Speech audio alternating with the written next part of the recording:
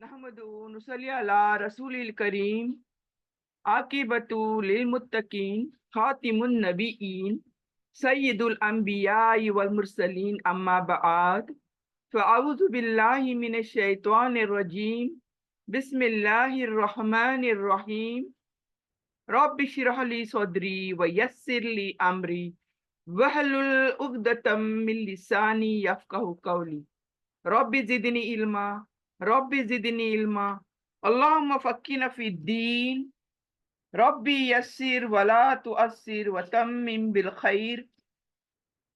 अस्सलाम वालेकुम और रहमतुल्लाहि व बरकातुहू। कैसी है मेरी तमाम बहनें? उम्मीद करती हूँ सभी खैर आफियत के साथ होंगी। अल्हम्दुलिल्लाह, सबसे पहले हम अपने रब का लाख लाख बार शुक्र अदा करते हैं और फिर आप सबका मैं शुक्र अदा करती हूँ। अल्हम्दुलिल्लाह, आप सब क्लास में ठीक टाइम पर मौजूद हैं और अल्लाह करे हम सबको अपनी हिफाजत में रह के एक क्लास अच्छी तरह से स्मूथली कंडक्ट करने की तौफीक दे हमें, और हमारे लिए उसके कलाम पाक को सीखना, समझना और फिर उस पर अमल करना आसान बना दे। आमीन या रब्बिल आलमीन। तो आइए चलते हैं। आज जो हमने सूरा स्टार्ट किया है, सूरा फोर्थ सूरा, यानी हमारे कलाम पाक के हिसाब से चौथा सूरा है ये। सूरे आले सूरे सॉरी सूरे अन-निसा। तो निसा जैसे कि औरतों का नाम ही है औरत, तो इसका मतलब ये नहीं है कि पूरा पूरा का पूरा सूरा वो औरतों पर नाजिल हुआ है, लेकिन इसमें औरतों के लिए भी बहुत सारे खास बातें की गई हैं। औरतों को औरतों के अहकाम बताए गए हैं। जैसे कि मैंने कल भी कहा कि ये सूरा शुरू हुआ है एक खानदान से। वैसे तो एक जान से अल्लाह ताला ने ये दुनिया, पूरी जो जमीन पे आप जितने भी लोग नजर आते हैं, इंसान नजर आते हैं, ये दुनिया अल्लाह ताला ने एक जान से पैदा फरमाई है। यानी उस जान से फिर उसका जोड़ा, और उसके जोड़े से फिर मर्द और औरत, और इस तरह से तमाम दुनिया में अल्लाह ने जमीन पर फैला दिए। लेकिन उन सब के पहले अल्लाह ताला ने जो करीबी चीज बनती है, जब एक औरत और मर्द एक साथ होते हैं और फिर उनको औलाद होती है, तो इस तरह से किस तरह से एक खानदान का वजूद होता है सबसे पहले। उस खानदान के बाद हम फिर माशरे में बाहर जाएंगे, कबीलों में, ये माशरा जैसे बढ़ते जाएगा, ये सर्कल बढ़ता जाएगा। लेकिन अल्लाह सुब्हाना ताला ने यहाँ पर सबसे पहले एक खानदान की तश्कील हमारे दीन के हिसाब से कैसी होनी चाहिए, क्योंकि नबी सल्लल्लाहु अलैहि वसल्लम से पहले जो खानदान थे, जो कबीले, जो माशरा था, वो बिल्कुल भी क्या था, दीन पर नहीं था ना, किसी भी दीन पर नहीं था। वहां पर सब मनमानियां थी, ख्वाहिशात थे, यानी भरपूर शैतान का तो भरपूर वसवासा था वहां पर। कोई रिलेशंस बाकी नहीं थे वहां पर, बहन भाई, माँ बाप, कोई रिलेशन ठीक से नहीं थे। तो यहाँ पर सबसे पहले अल्लाह ने शुरुआत की सूरह निसा की, ये खानदान को मुनज्जम बनाने की कोशिश की है, खानदान को तरतीब देने की कोशिश की है। क्यों? अगर खानदान तरतीब से बना तो फिर बाकी खानदान खानदान करते वसी होते जाएंगे, और इस तरह से फिर कबीले, ये मुआशरा, सोसाइटी, ये इस तरह से फैलती जाएगी। तो अगर खानदान ही सही नहीं होंगे तो फिर मुआशरा कैसे रहेगा, कैसे किस तरह से रहेगा? तो पहले खानदान सही होने चाहिए, बाद में मुआशरा देखा जाएगा। तो खानदान सही तो मुआशरा भी सही। इसलिए यहाँ पर सबसे पहले अल्लाह ने अहकाम नाजिल करे, पहले खानदान के लिए खानदान की तश्कील करी पहले अल्लाह ने। तो यहाँ पर हमने कल देखा था कि खानदान की तश्कील किस तरह से हुई और किस तरह से अल्लाह ने अपने को डरने के लिए कहा गया। क्योंकि अल्लाह को नहीं डरेंगे तो अहकाम कौन, पाबंदी कौन करेगा अहकामों की? देखिए, हम अपने रब को डरेंगे तो अहकामों की पाबंदी करेंगे, क्योंकि अहकाम जो होते हैं वो हमारे ख्वाहिशात बाज़ औक़ात खिलाफ होते हैं।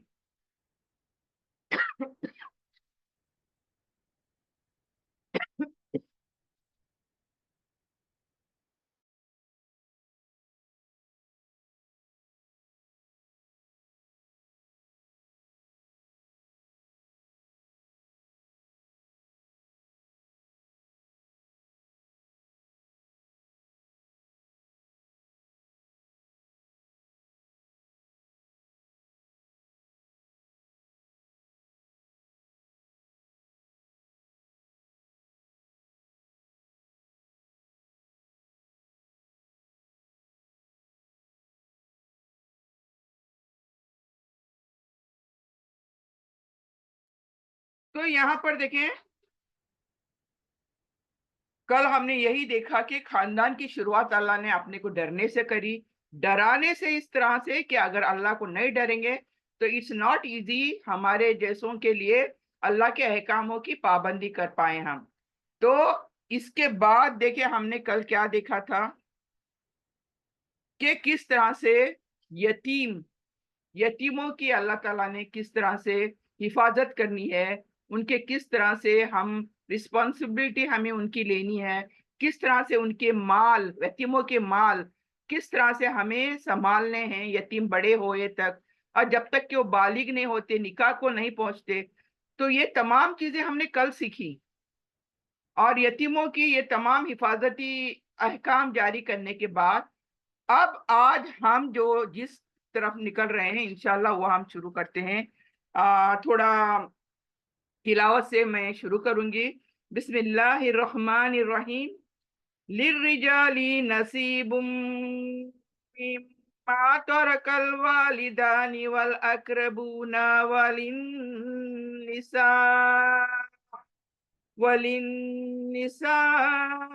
नसीबुम मिम्मा तरकल वालिदानी वल अक़रबून मिम्मा क़ल्ल मिन्हु औ कसुर नसीबम मफ़रूदा।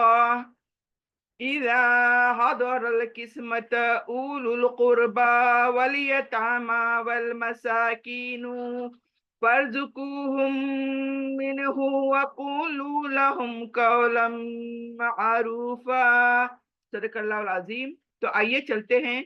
कल हमने 7 आयत यानी 6 आयत तक हमने देखा था।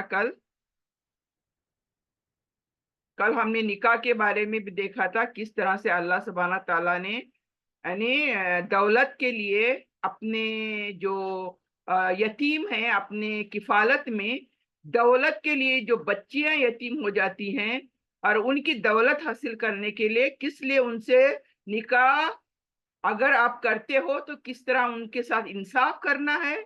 खाली दौलत हासिल करने के लिए उनसे निकाह ना करो, या उनकी खूबसूरती देखकर माल देखकर निकाह ना करो, बल्कि निकाह अगर तुम उनके साथ कोई पूछने वाला नहीं उनका, क्योंकि उनके माँ बाप नहीं है, तो इसलिए उनसे निकाह मत करो। और उनके साथ नाइंसाफी तुम करोगे तो अल्लाह ने फिर कहा कि जरूर तुम क्या करो, आजाद औरतों के साथ निकाह करो। और आजाद तुम कितने भी कर सकते हो, एक एक, दो दो, तीन तीन, चार चार। अल्लाह ने 4 तक ले जाकर फुल स्टॉप लगा दिया।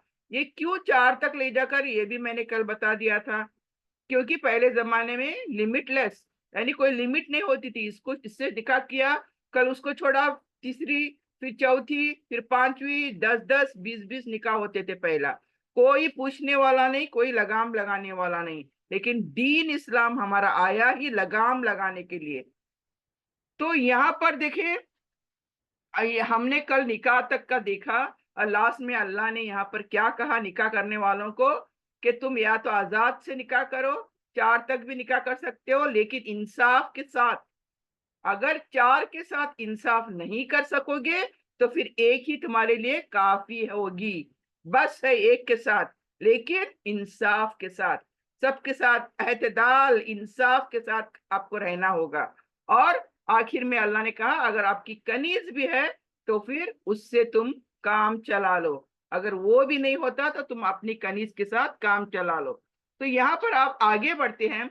लिर्रिजाली नसीबुम मिम्मा तरकल वालिदानी वल अक़रबून। यहाँ पर अब लिर्रिजाल मर्दों के लिए कहा जा रहा है। नसीब यानी हिस्सा, यानी पार्ट, एक हिस्सा मर्दों के लिए हिस्सा है इसमें से जो छोड़े हैं वालिदान यानी वालिदैन, माँ बाप को वालिदैन कहा जाता है। तो यहाँ पर वालिदान प्लूरल फॉर्म में यूज किया गया है, सिंगुलर नहीं। तो वालिदान और वल अक़रबून, अक़रबून करीबी रिश्तेदार, यानी जब एक खानदान होता है तो क्या है, माँ बाप बच्चे नहीं होते ना, फिर दादा दादी, फिर चाचा चाची, कजिन, फिर यहाँ से मामू मुमानी, कजिन। तो इस तरह से करीबी रिश्ते थे, ब्लड रिलेशंस। जो भी ब्लड रिलेटिव्स करीबी होते हैं उनको अकरबून, कुराबतदार कहा गया है उर्दू के अंदर, अकरबून। तो अल्लाह यहाँ पर क्या कह रहा है, मर्दों के लिए एक हिस्सा है, किसमें, जो छोड़े हैं तुम्हारे वालिदैन ने, यानी वालिदैन मरने के बाद, उनके इंतकाल के बाद उन्होंने जो माल मत्ता छोड़ा है, जो कुछ छोड़ा है, प्रॉपर्टीज, लैंड, जो भी, टोटल, इन टोटलिटी बात हो रही है यहाँ पर, विरासत। तो जो कुछ उन्होंने छोड़ा है, यहाँ पर अल्लाह फरमा रहा है इसमें हिस्सा किसका है, मर्दों का है। और सिर्फ माँ बाप नहीं, कभी कभी क्या होता है, करीबी रिश्तेदार भी मरते हैं तो उनकी औलाद नहीं होती, जो भी होता है, तो उनकी भी विरासत बांटी जाती है, किसमें, करीबी रिश्तेदार में बांटी जाती है। करीबी यानी ब्लड रिलेटिव्स। तो जो विरासत है किसकी है, एक तो वालिदैन की, नहीं तो अपने घर में दादा दादी, नाना नानी, चाचा चाची, मामू मामी, इनकी भी तो ये है ना, विरासत होती है, इनकी भी दौलत होती है। तो ये दोनों विरासत में आ जाते हैं। तो ये जब इस दुनिया से चले जाते हैं तो इनकी विरासत किसको मिलनी चाहिए, मर्दों को मिलनी चाहिए, मर्दों का हिस्सा है। ओवलिन निसा, तो यहाँ पर गौर फरमाए, मर्दों के लिए ही नहीं कहा गया यहाँ पर, वलिन निसा नसीबुम मिम्मा, और औरतों के लिए भी एक हिस्सा है उसी में से, जो तरक, तरक बोलते हैं, जो प्रॉपर्टी छोड़ के जाते हैं, माल छोड़ के जाते हैं, उसको तरक। तो जो तरक, वालिदान वाला कुर्बान, यानी यहाँ क्या समझ में आया, ये पूरी आयत अलग अलग बयान हुई है। यानी यहाँ पर ये समझ में आ रहा है कि मर्द और औरत दोनों के लिए है, एक सा है। ये आयत दोनों के लिए है, एक मर्दों के लिए बोल के नहीं है। तो विरासत जब बांटी जाएंगी माँ बाप की या कुराबतदार की, यानी करीबी रिश्तेदार की, तो औरत और मर्द दोनों को मिलनी चाहिए, रिजाल मर्द और वलिन निसा औरत। तो इसी पे देखे हैं, हमारे सूर्य का नाम भी क्या है, अन-निसा है। तो ये यहाँ पर बहुत बड़ी आयत है हम सब के लिए। देखिए, बोलने को अल्लाह ताला ने एक आयत तो बता दी, लेकिन we have to go deep in it. यहाँ पर सब गड़बड़ी हो रही है दुनिया भर में। 95% भी बोल सकती हूँ मैं कि ये गफलत हो रही है दुनिया के अंदर, जबकि अल्लाह ताला ने साफ साफ बयान कर दिया कि मरने के बाद किसी की विरासत जो है, प्रॉपर्टीज जो है, माल जो है, वो बांटा जाएगा किसके अंदर, मर्दों और औरतों के अंदर एक सा।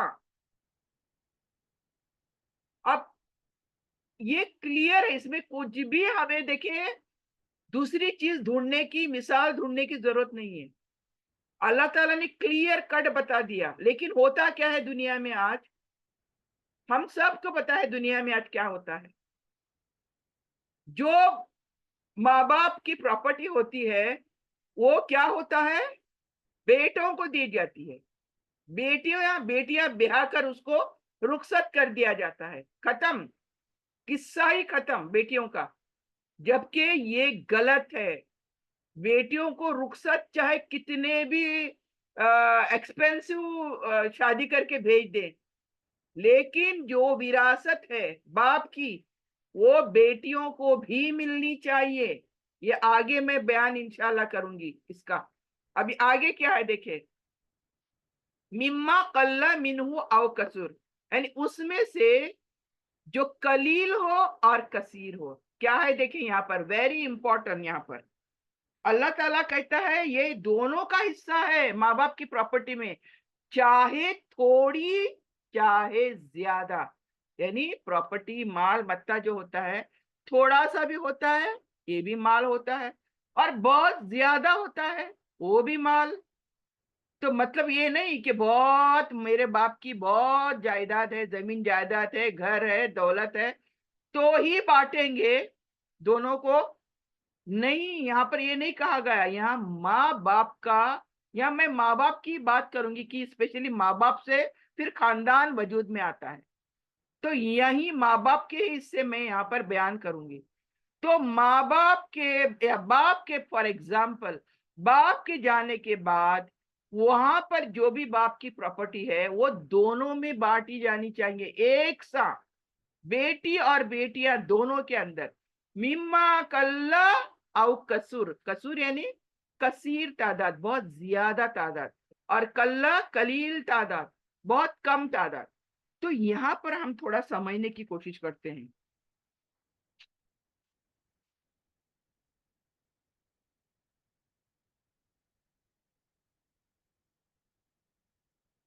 तो यहाँ पर मैं देखें, मर्दों के लिए उस माल में से हिस्सा है जो माँ बाप और रिश्तेदार छोड़ें, और औरतों के लिए भी उस माल में हिस्सा है जो माँ बाप और रिश्तेदार छोड़ जाएं, चाहे थोड़ा हो या ज्यादा।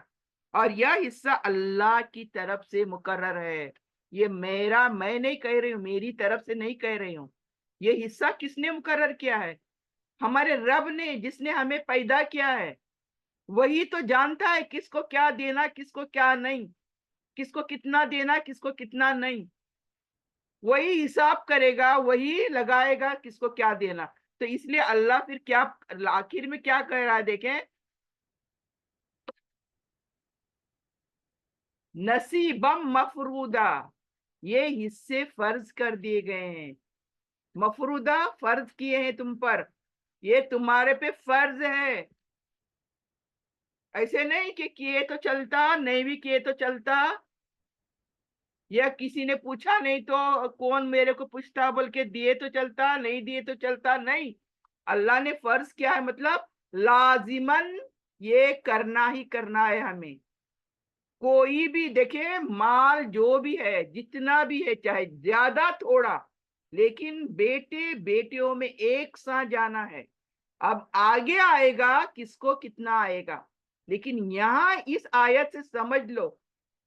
अगर कोई नहीं समझे आज तक और गलतियां करी है तो आज समझ लो, बेटे को अलग बेटी को अलग नहीं, दोनों को देना चाहिए, चाहे थोड़ा भी बाप का है या ज्यादा तो है ही है। हमारा क्या है, खूब बहुत रहा तो चलो थोड़ा बहुत देंगे बेटी को, नहीं, दोनों का हक है ये हक। और हम हक किसी का खा नहीं सकते, हराम है हम पर। आगे चलें। अब यहां देखें, मीरास जैसे कि हमारी दुनिया में चलता है उसकी बात करूंगी मैं अब। मीरास सिर्फ मर्दों का हिस्सा नहीं है। ये जो दुनिया में बोलते हैं ना, अरे मीरास में कहा, बेटी बेटी को शादी करे, भेज दो उसको, खलास, किस्सा ही तमाम, खलास। नहीं, ये दुनिया जो समझती है ये गलत है, कि सिर्फ मर्दों का हिस्सा नहीं है ये, बल्कि औरतों का भी इसमें हक है, हिस्सा है। दूसरे क्या, मीरास हर हाल में बांटना चाहिए। ये बात भी काबिले गौर है। मीरास हर हाल में बांटना चाहिए। जैसे बाप का इंतकाल हुआ, वहां शर्म ये सब कुछ नहीं। मीरास बाप चला गया दुनिया से या माँ चली गई, जो भी मीरास छोड़ गए ना, जाना तो हम सबको है। ऐसे नहीं कि माँ गई या बाप गई, हम भी तो जाएंगे ना, सभी जाएंगे, लेकिन अल्लाह का हक बजा के जाएंगे ना हम लोग, कि नाहक काम करके जाएंगे हम लोग। जो अल्लाह ने कहा वो करके जाएंगे ना हम लोग, ताकि हमारा रब हमसे राजी रहेगा। तो नाहकपन हम लोग नहीं करेंगे। तो अल्लाह ताला यहाँ पर देखें, ये बंटवारा उनके फौरन बाद होना चाहिए। फॉर एग्जाम्पल, बाप का घर है, जायदाद है, जमीन जो भी कुछ है, दुकानें हैं, बिजनेस है, फैक्ट्री है, सब टोटल इन टोटलिटी, ये टोटल जो भी विरासत होगी बाप की, या फिर माँ चली गई तो माँ की, ये टोटल विरासत में बेटे और बेटियों का हिस्सा होना चाहिए। एक बेटा रहा, खैर खैर, अल्लाह सल्लाह, वो तो ठीक है, और कोई नहीं है। फिर दूसरे क्लोज ब्लड रिलेटिव्स के लिए भी अल्लाह ने कहा है, या आगे पढ़ेंगे हम लोग। बेटी अकेली है, अल्लाह अल्लाह, उसका भी हिस्सा अल्लाह ने दिया है, यहाँ पर कुरान में दिया, हमने नहीं दिया है, कुरान दे रहा है, आगे मिलेगा आपको। यानी हर एक के हिस्से अल्लाह ने बताया है इस सूरे के अंदर, किसको कितना दिया जाए। हम अपनी मर्जी से नहीं देंगे। This is very important. हमें आज तक हमारे दुनिया वाले इन चीजों को, कुरान को पता नहीं निगलेक्ट क्यों किए हैं आज तक, और नाइंसाफी हर घर में मौजूद है विरासत को लेकर। इसलिए मैं बोलती हूँ, मेरी औरतें, मेरी बहनें, आप भी सीखो।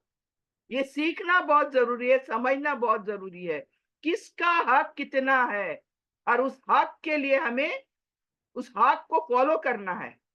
इसीलिए तो अल्लाह ने नाजिल फरमाया है। दूसरा, जैसे ही इंतकाल फरमा गए, दुनिया से रुखसत हो गए, फौरन तमाम जायदाद का बंटवारा हो जाना चाहिए, विरासत बढ़ जानी चाहिए। ऐसे नहीं कि कल करेंगे, अगले साल करेंगे, दूसरे साल करेंगे, तीसरे साल नहीं। जिस जिसका हक है उसको हक मिलना चाहिए। उसके बाद फौरन वैल्यूएशन करो, क्या करो, वो अलग मर्जी, वो अलग है हिसाब, मैं वो नहीं बताऊंगी यहाँ पर। लेकिन मेरा बताने का जो पहला पॉइंट है, फौरन विरासत को बांटना चाहिए बेटों और बेटियों में ठीक तरीके से। दूसरा, यहां तक ये कि अगर मरने वाले के, अभी देखिए विरासत किसको कहते हैं, विरासत, व्हाट इज विरासत, हम सब के दिमाग में जो फितूर है, ये कुरान निकालने वाला है आज। विरासत का मतलब बहुत सारा माल नहीं बाप का। विरासत उसको बोलते हैं चाहे हमारे बाप की एक चद्दर ही क्यों ना हो। देखिए ये लीस्ट विरासत बाप की बताई गई है। फॉर एग्जाम्पल, एक गरीब बाप है, उसकी भी विरासत, जो कुछ उसके पास था, जो चद्दर थी या उसके कपड़े थे, उसकी लुंगी थी, जो भी था, उसको भी विरासत कहते हैं। विरासत हमारे दिमागों में क्या है, बड़ी माल मत्ता, लैंड्स, प्रॉपर्टीज, घर, बंगले नहीं। विरासत मतलब ये हमारा प्राइड है। हम उस बाप के, उस माँ बाप को बिलोंग करते हैं, हम उनकी औलाद हैं। ये हमारी प्रेस्टीज है कि मैं उस बाप की बेटी हूं, मैं उस बाप का बेटा हूं। ये है विरासत। हमने क्या समझा है विरासत को, अरे वो बेटियां मालदार हैं, क्यों देना उनको, वो बेटी को हमने अच्छे बड़े बड़े घर में दिया है ना, क्यों देनी बाप की विरासत उसको, क्यों, वो बेटी का हक नहीं है उस बाप के पास जो कुछ था। वो बेटी का प्रेस्टीज है, ऑनर है कि मैं उस बाप की बेटी थी, उस बाप ने मेरे लिए ये देकर गया है दुनिया में, ये छोड़कर गया है मुझे दुनिया में। नहीं कि मेरे को बाप ने 1 लाख छोड़ के गया, 10 लाख छोड़ के गया, मेरे बाप ने मेरे को बिल्डिंग छोड़ के गई, नहीं। वो अल्लाह ने नियामतें उतने हमारे बाप को दी थी तो ठीक है, वो अलग बात है। लेकिन बात वहां आती है कि बाप के जाने के बाद बाप ने जो कुछ दुनिया में छोड़ा है, वो बेटे और बेटियों का इक्वली हिस्सा है। उनको एज अ प्राइड वो हिस्सा लेना चाहिए। इसलिए नहीं मैं गरीब हूं तो ही वो हिस्सा लूंगी, या मैं अमीर हूं तो मैं वो हिस्सा नहीं लूंगी, ऐसे नहीं है। मैंने कहा ना, मैं उस बाप की बेटी हूं, मैं उस बाप का बेटा हूं। मेरे बाप ने जो छोड़ा है वो मेरे लिए क्या है, रिस्पेक्ट, प्रेस्टीज, प्राइड है मेरे लिए। तो ये समझना हम सबको बहुत जरूरी है। ऐसे नहीं, हम लोग बहुत गलत सोचते हैं विरासत के लिए, कि विरासत क्या, बेटों, पहले तो जहालत यहाँ के बेटियों की विरासत में हिस्सा ही नहीं। बेटियां को शादी करे, भेज के दे दिए, खलास, कुछ नहीं उसको, फिर कुछ नहीं बोल सकती वो घर को, वो घर भी नहीं उसका। जबकि बाप का घर होता है, छोटा सही, छोटे से कॉपी कॉपी ही सही, झोपड़ी सही, लेकिन वो उसमें भी हिस्सेदार होती है बेटियां, क्योंकि बाप की मिल्कियत थी वो। लेकिन ये हमें किसी, कोई नहीं बताएगा हमें ये बातें। ये अब मर्दों की दुनिया है तो मर्द अपनी ही बात करेंगे, तो बेटों को हर चीज बेटों को दी जाती है आज, और हमारी अपनी बेटियों के साथ नाइंसाफियां होती हैं। हमें हमारा हक छीना जाता है इस दुनिया के अंदर। लेकिन दुनिया तो कैसे ना कैसे जी ही लेंगे, लेकिन फिर अल्लाह के सामने जाकर क्या जवाब देंगे, इसका भी हमें सोचना होगा। बेटियां माशाल्लाह से कभी नहीं मांगती कुछ भी, लेकिन फिर जिसने नाइंसाफी करी उसको सोचना पड़ेगा कि क्या जवाब देंगे। अल्लाह तो हिसाब लेगा, अल्लाह तो जर्रे जर्रे का हिसाब लेगा। तो क्या जवाब देंगे अल्लाह को जाकर? ये छोटी सी दुनिया के लिए हम वो बड़ी दुनिया छोड़ देंगे? तो ये हमें सोचना चाहिए। तो ये एक बात है कि फौरन बंटवारा होना चाहिए। यहां तक के कहा गया कि बाप की एक चद्दर भी थी, तो उसमें समझो 5 बच्चे थे उस बाप के, तो पांचों को वो चद्दर मिलनी चाहिए। ये बात अलग कि कोई एक उस चद्दर को खरीद ले और बाकी भाइयों को पैसे दे दे। देखिए यहां तक की हदीस है। ये घर, ये जमीन, ये जायदाद बहुत दूर की बात है। देखिए व्हाट इज वसीयत, ये विरासत। विरासत एक कि बाप की बेचारे की एक गरीबी हालत में एक चद्दर भी थी और उसके 2-3 बच्चे थे, तो किसी एक बच्चे ने वो चद्दर खरीदना और दोनों को, बाकी 2-3 जो भी बहनें भाइयां रहती हैं उनको पैसे देना। ये है हकीकत में विरासत, बाप की विरासत। तो यहां तक की है, तो बड़ी तो बाद में छोड़ ही दो। दुकानें, जमीनें, जायदादें, घर, ये सब तो छोड़ ही दो, ये तो बांटना ही बांटना है। जब चद्दर नहीं छोड़ सकते तो ये तमाम चीजें कैसे छूट गई?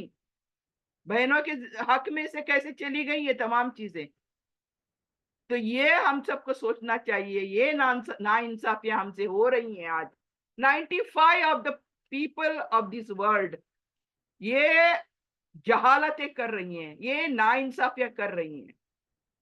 इल्ला माशाअल्लाह, जो अल्लाह से डरता होगा, जो अल्लाह को जवाब क्या देगा ये सोचता होगा, तो वो ये इंसाफ बिल्कुल बिल्कुल करके जाएगा। दुनिया से जाने से पहले करके जाएगा। जाने के बाद वो विरासत बांटेंगे, वो अलग बात। तो ये बात हमें समझनी चाहिए। तीसरा, तीसरा जैसे जितनी प्रॉपर्टी है, मोएबल इमोएबल, जितनी भी प्रॉपर्टी, एक बाप बहुत बड़ा होता है, रईस ज्यादा जिसको बोल सकते हैं आप, तो उसके मोएबल इमोएबल प्रॉपर्टीज होते हैं, तो उसका हिसाब किताब करना है। टोटल, इन टोटलिटी, घर, जमीन, जायदाद, मोएबल इमोएबल दोनों आ गए इसमें। और फॉर एग्जांपल उसके इंडस्ट्री है, उसकी फैक्ट्रीज हैं, उसके हर एक का हिसाब होगा। और चौथा,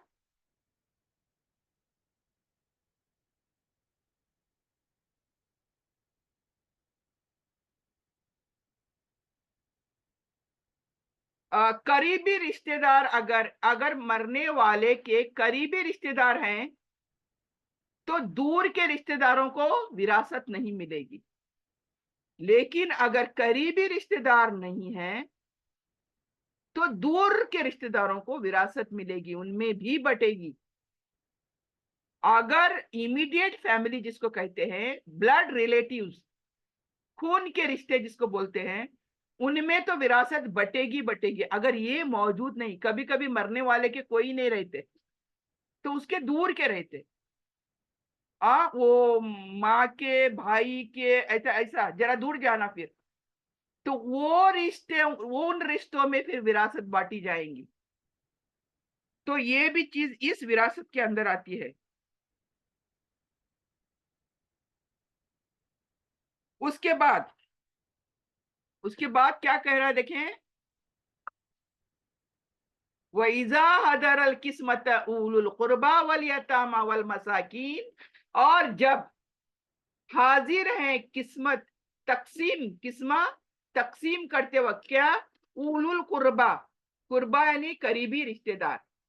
करीबी रिश्तेदार, देखिए जब इंसान कोई इंतकाल कर जाता है, तो घर में, आज तो नहीं, आज के जमाने में तो नहीं, मैं जहां तक देखी हूँ, पहले जमाने की अगर मैं बात करूं, तो एक घर में किसी की मैयत होती है तो पूरा घर रिश्तेदारों से भर जाता था।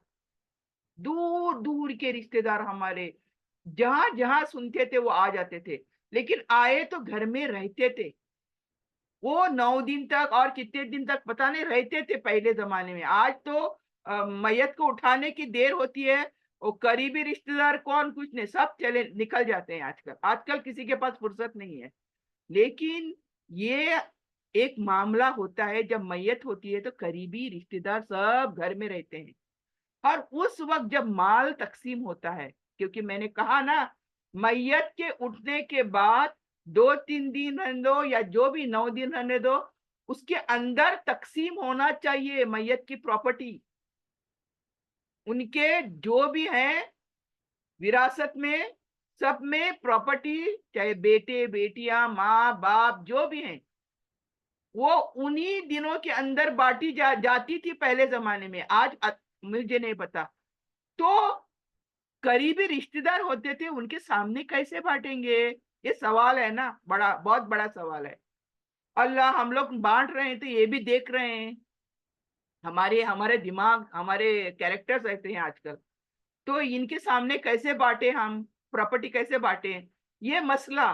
तो अल्लाह क्या कहता है, देखिए यहाँ पर ऐसे हालात में कि अगर तकसीम करते वक्त तुम्हारे करीबी रिश्तेदार हैं, कोई यतीम है आपके घरों में, कोई मिस्कीन है, गरीब है, होते हैं ना, हमारे घरों में खुद गरीबी होती है ना। अगर एक भाई अमीर तो एक भाई बहुत ही गरीब, एकदम निचले तबके का। तो ये इस तरह से डिफरेंसेस हमारे घरों में रहते हैं। अल्लाह क्या कहता है, अगर तुम तकसीम करते वक्त वो विरासत में नहीं आते, ऐसे रिश्तेदार तुम्हारे घर में आए हुए हैं, वो यतीम है या वो मिस्कीन है, और तो तुम उन्हें भी दो, कुछ ना कुछ दो उनको, उनको भी खुश कर दो। ऐसे नहीं कि सारा अपने हिस्से में बांट लिया, सारा बांट कर अपने अपने लिए सेल्फिश बन गए। नहीं, तुम इतना माल बांट रहे हो तो आपके खानदान में जो भी ऐसे गरीब मिस्किन हैं, यतीम हैं, उनको भी दे दो ना कुछ खुश कर दो उनको भी देकर। दुआ देंगे वो मैयत को, मैयत को तो दुआ ही चाहिए ना, और क्या चाहिए होती है। तो ये अल्लाह ताला ये भी यहाँ पर बता रहे हैं। देखें, हमारे अल्लाह ताला, हमारा रब जिसने हमें पैदा किया, वो नहीं जानता हमें तो कौन जानेगा। तो अल्लाह हर चीज को माइन्यूटली, देखें यहाँ पर लिख रहा है कि किस्मत से जब तुम वहां बांट रहे हो और वहां पर ये लोग मौजूद हो, जो गरीब हैं, यतीम हैं, कुछ अपने घरों में यतीम हैं, उनको भी थोड़ा थोड़ा देकर उनको भी खुश कर दो, और उनको झिड़को मत। ए, हम लोग का होता है ना, ए चले जाओ चले, या दरवाजा बंद कर देते हैं, या रूम के अंदर हम लोग हिसाब किताब करते हैं और झिड़कते हैं। वो लोग बेचारे इधर उधर पैरों में घूमते हैं तो हम लोग उनको झिड़कते हैं, चलो बाहर चले जाओ। नहीं, बल्कि उनसे अल्लाह कहता है कौलम मारूफा, उनसे प्यार से बात करो, उनको झिड़को मत, उनसे नफरत मत करो। वो बेचारे तो क्या बोलते हैं, किस्मत के मारे होते ही होते हैं, ऊपर से हम आधा मार डालते हैं उनको। हमारे दिल इतने छोटे होते हैं, हमें हमारा दिल बड़ा करने की जरूरत होती है उस वक्त। कोई देखिए पैसा खा के दुनिया में रहने वाला नहीं, सबको जाना है, सबको एक एक करके जाना है दुनिया से। तो ये चीज हमें ध्यान में रखनी चाहिए कि हमें हमारा बर्ताव कैसा है, हमारे कैरेक्टर कैसा बन रहा है माल की वजह से। हमें हमारा कैरेक्टर खोना नहीं है। माल का क्या है, आएगा जाएगा, आज है तो कल नहीं है, अगर है तो चला जाएगा, अगर चला गया है तो आ भी जाएगा कभी ना कभी।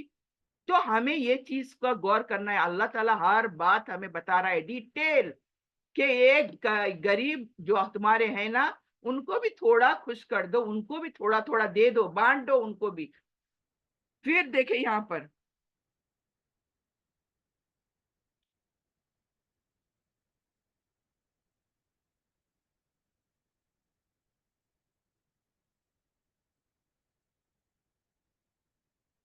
लोगों को, यहाँ देखें, वल यख्शल्लज़ीना लौ तरकू मिन खल्फिहिम ज़ुर्रिया दियाफन खाफू अलैहिम, यानी चाहिए कि वो डरे, अगर वो छोड़ जाएं अपने पीछे से, मिन खल्फिहिम, अपने पीछे से, जुर्रियत, यानी अपने औलाद को ये हमें अल्लाह ताला बता रहा है, क्या बता रहा है सुनिए गौर से। हमें डर होता है क्या, हम अगर कल को मर जाएं और मेरे छोटे-छोटे बच्चे हैं फॉर एग्जांपल, तो मेरे बच्चों को कौन देखेगा? मेरे बच्चों के साथ क्या बिहेवियर करेंगे फैमिली मेंबर्स? हमें डर होता है कि नहीं होता है? हमें होता है, बिल्कुल होता है। पता नहीं मेरा मैं हूँ आज तो मेरे बच्चों की इज्जत है, कल मैं चला गया तो मेरे बच्चों की देख-रेख कौन करेगा? ये डर जैसा हमें होता है, इसी वजह से हमें इन यतीमों का ख़्याल करना चाहिए। इसी वजह से जैसे हम डरते हैं, तो इनके भी बेचारों के बाप जो भी यतीम बने हैं हमारे घर के खानदान के अंदर, इनके भी बाप माँ-बाप चले गए हैं, तो बच्चे छोड़ गए हैं, तो उनको इसी वजह से प्यार मोहब्बत से उनसे पेश आना चाहिए। जैसे हम सोचते हैं कि हम अगर मर गए तो हमारे बच्चों के साथ हमारे फैमिली मेंबर्स ने प्यार मोहब्बत से पेश आना चाहिए।